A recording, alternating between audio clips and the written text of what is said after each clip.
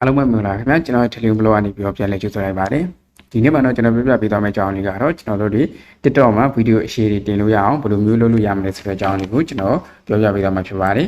ကျွန်တော်တို့ TikTok မှာဆိုရင်စာချင်းဆိုရင်ကျွန်တော်တို့ဗီဒီယိုတွေရဲ့စက္ကန့်60ပဲကျွန်တော်တို့တင်လို့ရပါတယ်ဒါပေမဲ့ကျွန်တော်တို့ဒီနီးလေးကို like ပြီးလုပ်မှဆိုရင်ကျွန်တော်တို့ဗီဒီယိုတွေက3မိနစ်10မိနစ်ထိကျွန်တော်တို့တင်လို့ရမှာဖြစ်ပါတယ်ပထမဆုံးကျွန်တော်တို့ဘယ်ကိုသွားမလဲဆိုရင်ကျွန်တော်တို့ TikTok account လေးကိုသွားပါမယ်ပေးတာဆိုရင်ကျွန်တော်ရဲ့ TikTok account နဲ့ရောက်ပါတော့ TikTok account နဲ့ရောက်ပြီဆိုရင်ကျွန်တော်တို့ဒီအောက်ဆုံးမှာ profile ဆိုတာလေးကိုကျွန်တော်တို့နှိပ်ပြပါမယ် profile ဆိုတာလေးကိုနှိပ်ပြီးသွားလို့ဒီကိုရောက်လာပြီဆိုရင်ကျွန်တော်တို့ကဘယ်ကိုဆက်သွားမလဲဆိုရင်ဒီ down မှာရှိတဲ့မြင်းချောင်းလေး၃ချောင်းကိုကျွန်တော်နှိပ်ပြရပါမယ်ဒီမြင်းချောင်းလေး၃ချောင်းနှိပ်ပြီးသွားလို့ရှိရင်ကျွန်တော်တို့ဘယ်ကိုနှိပ်မလဲဆိုရင်ဒီမှာဆိုအောက်ဆုံးက setting and privacy ဆိုတာလေးကိုကျွန်တော်ဆက်သွားပါမယ်ဒီနေရာရောက်ပြီဆိုရင်ကျွန်တော်တို့ဒီအပေါ်ဆုံးမှာပေါ့နော်အပေါ်ဆုံးမှာတွေ့တဲ့ဒီ account ဆိုတာလေးကိုကျွန်တော်တို့တွေ့ရပါမယ်ကျွန်တော်တို့ကဒီ account ဆိုတာလေးကိုနှိပ်ပြရပါမယ်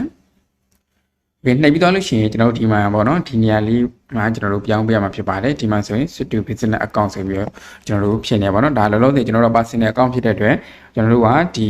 TikTok Account သုံးတာကြာတဲ့ချိန်မှာကျွန်တော်တို့ကဗီဒီယိုက3မိနစ်ထိကျွန်တော်တို့တင်လို့ရမှာဖြစ်ပါတယ်ဒီမှာဆိုရင်ကျွန်တော်3မိနစ်ထိကျွန်တော်တို့တင်လို့ရတယ်ပေါ့နော်ဗီဒီယို3မိနစ်ထိတင်လို့ရတယ်အဲ့တော့ကျွန်တော်10မိနစ်ထိတင်လို့ရဖို့အတွက်ဆိုရင်ကျွန်တော်တို့ကခုနက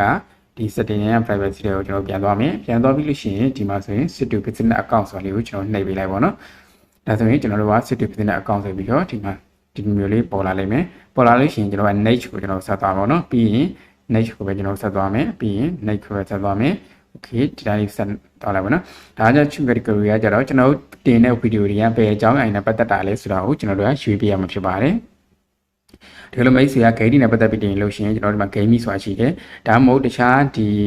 personal blog ပုံစံမျိုးတင်မယ်ဆိုရင်လည်းဒီမှာ personal blog ပေါ့နော်ကျွန်တော်ကတော့ personal blog ဆိုတာလေးကိုရွှေ့လိုက်မယ်မိတ်ဆွေအနေနဲ့ခုနကမျိုးဘာမှမရွေးချင်ဘူးဆိုရင်အောက်ဆုံးမှာအားလားဆိုတာလေးရှိရပေါ့နော်ကျွန်တော်တို့ကအဲ့ဒါလေးကိုရွှေ့ခဲ့လို့ရပါတယ်ဒါတော့မိတ်ဆွေအဆင်ပြေတော့တာပေါ့နော်ရွှေ့ပြရမှာဖြစ်ပါတယ်ပြီးရင်ကျွန်တော်တို့ next ကိုနှိပ်လိုက်လို့ရပါပြီ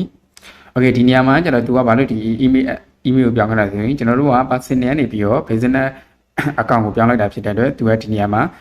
Gmail ကို confirm လုပ်ခိုင်းတာပေါ့နော်ဒါဆိုရင်ဒီလိုဒီနေရာမှာ Gmail မထည့်ချင်ဘူးဆိုရင်လည်းကျွန်တော်တို့ကအောက်ကနေပြီးတော့ skip ဆိုတာလေးကိုကျွန်တော်နှိပ်ပေးလိုက်ပေါ့နော်ကျွန်တော်ကတော့မနှိပ်တော့ဘူး skip ဆိုတာလေးကိုသွားမယ်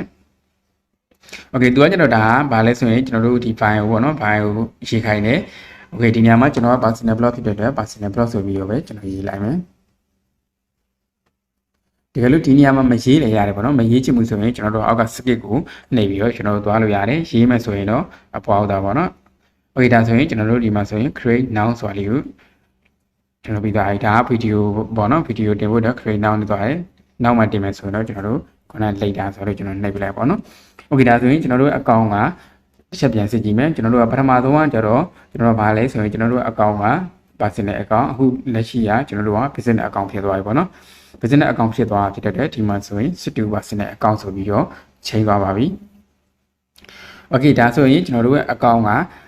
10မိနစ်စာထိကျွန်တော်တို့ဗီဒီယိုတင်လို့ရပါပြီဒါပေမဲ့ချက်ချင်းတော့ကျွန်တော်တို့ကတော်တော်များတင်လို့မရဘူးပေါ့နော်ကျွန်တော်တို့အနည်းဆုံးတစ်ပတ်လောက်စောင့်ပြီးမှသူကဒီ10မိနစ်စာဗီဒီယိုတွေကိုကျွန်တော်တို့တင်လို့ရမှာဖြစ်ပါတယ်တခါတလေကြာရင်တော့ကျွန်တော်တို့ကလာတလားလောက်ကြာတယ်ပေါ့နော်ကျွန်တော်တို့အကောင့်ဟာဒီ10မိနစ်စာဗီဒီယိုတင်ဖို့အတွက်တလားလောက်ကြာပါတယ်ကမ္ဘာဒါကတော့ကျွန်တော်တို့ဒီ TikTok မှာဗီဒီယိုအရှည်တွေဘယ်လိုမျိုးတင်လို့ရအောင်လုပ်လို့ရမလဲဆိုတဲ့အကြောင်းအရာလေးကိုကျွန်တော်ပြောပြပေးခဲ့တာဖြစ်ပါတယ်အားလုံးကိုကျေးဇူးတင်ပါတယ်တကယ်လို့ဒီလိုမျိုးဗီဒီယိုလေးတွေကိုမိတ်ဆွေနဲ့ဆက်ဝင်လာတဲ့ဆိုရင်ကျွန်တော် YouTube channel လေးကို like and subscribe လုပ်ပေးနိုင်ပါတယ်